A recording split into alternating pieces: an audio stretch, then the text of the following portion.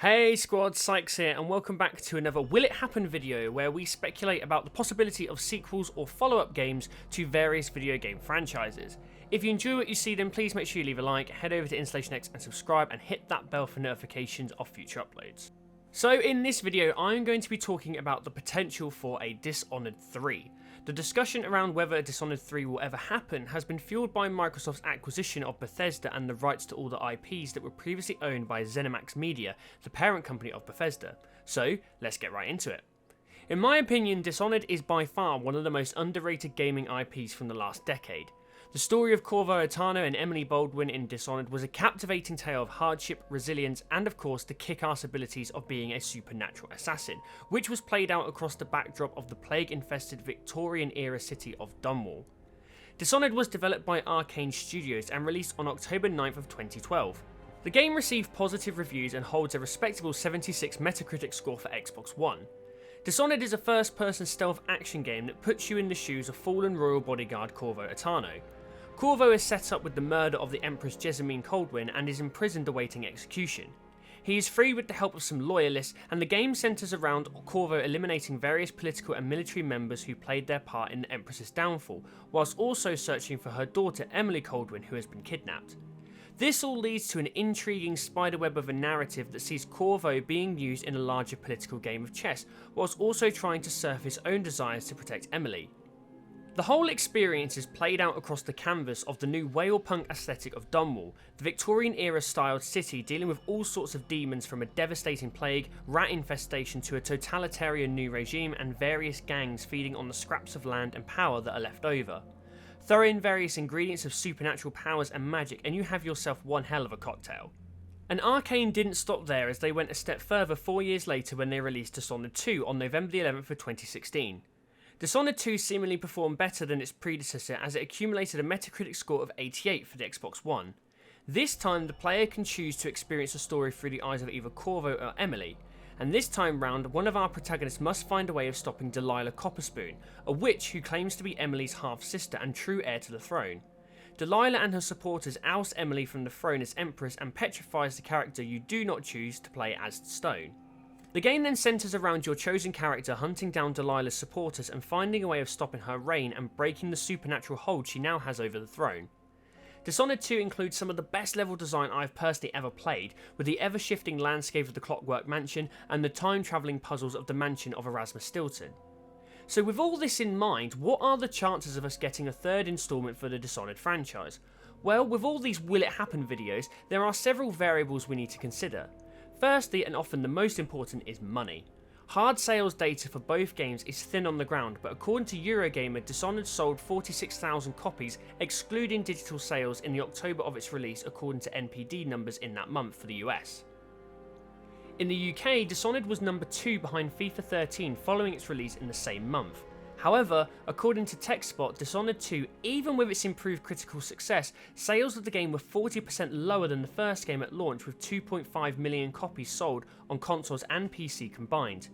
Comparing that to 3 million copies sold for Dishonored on PC alone, it paves the way for a stark drop-off that would cause developer Arkane and then publisher Bethesda some concern. So where does this leave us now? Well, we have some hard facts about the future of Dishonored thanks to Arkane Studios co-creative director Dingo Bagaba. As reported to IGN in June 2020, Bagaba was setting the record straight after Arkane's Richard Baer said that Dishonored was, quote, resting for now back in 2018. The IGN article reads, quote, "I don't think there was a decision to put the Dishonored series on hold," end quote, he explained.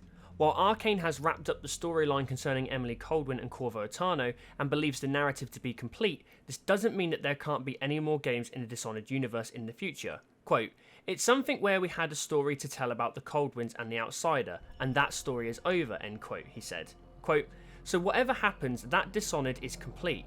This is the best and most honest answer we can give, but in any case, I don't think we will be revisiting the Coldwin storyline," end quote. Bagaba does go on to explain that the decision not to revisit that part of Dishonored world was a creative choice and speaks to Arkane's intentions as a studio. Bagaba does go on to explain that Arkane is, quote, "not a studio of one game, and I don't think we ever will be," end quote. As of 2021, Bagaba's statement is very much true. Arkane's 2 studios in Austin, USA and Lyon, France are now working on 2 completely new projects, Deathloop and Redfall.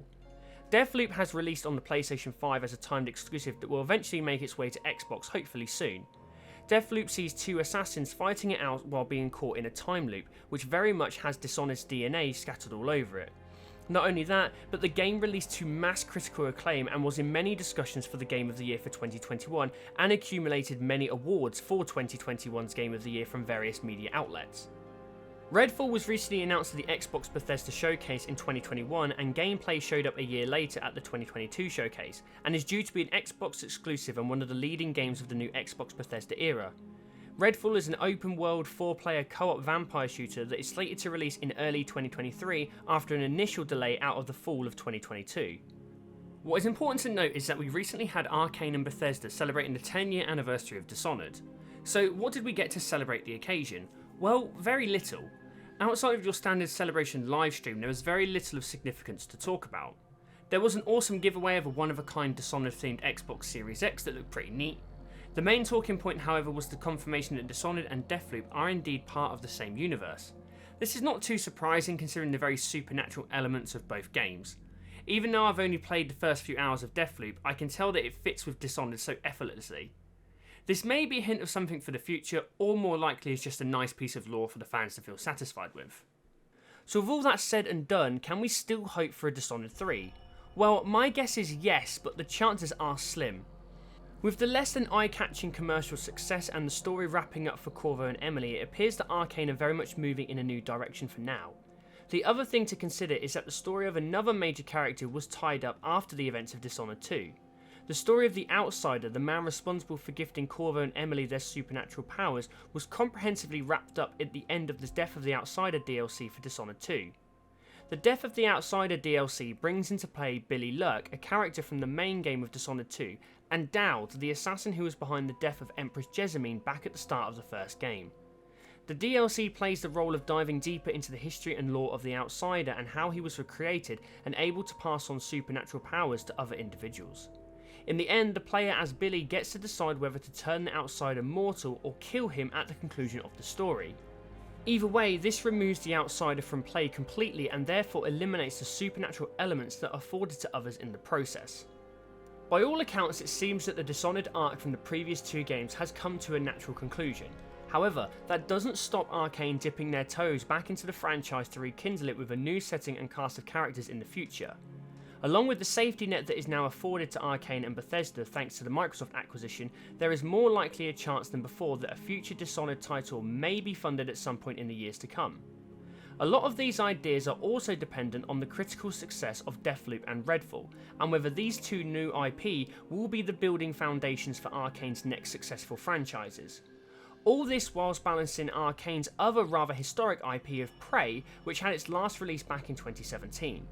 There are a lot of options that Arkane have available to pursue in the future, and I truly hope that Dishonored may be just one of them. Well squad, I hope you enjoyed this video.